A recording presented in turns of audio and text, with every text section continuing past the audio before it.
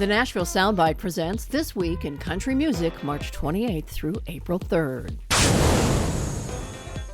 This week in 2017, Jason Aldean recorded You Make It Easy at Treasure Isle in Nashville.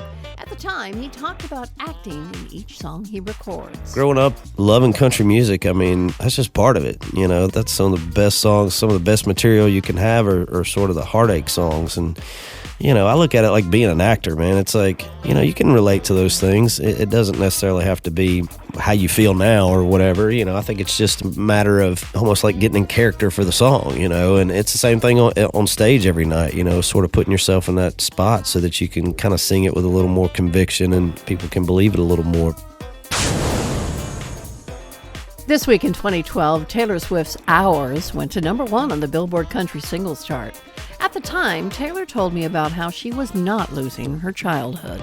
I think for me, it's always been a really high priority. Having started this whole process when I was 16, putting out my first album, I got a lot of questions early on of like, are you going to grow up too fast? Are you going to be a train wreck? What's going to happen? And what I kind of gathered from all that is that it's really important to grow up as you are the age that you are. Just for me personally, that's a priority. So I feel like when I was 18, I was 18. This week in 1990, Thomas Rhett was born. With a career that includes 17 number 1 songs, Thomas talks about his dad Rhett Aiken's influence in shaping him into a country music superstar.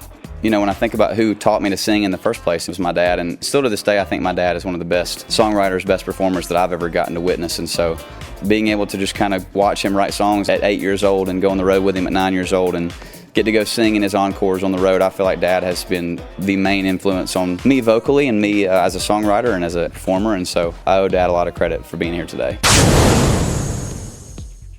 This week in 1972, Columbia released Tanya Tucker's debut single, Delta Dawn. Let Tanya give you the details.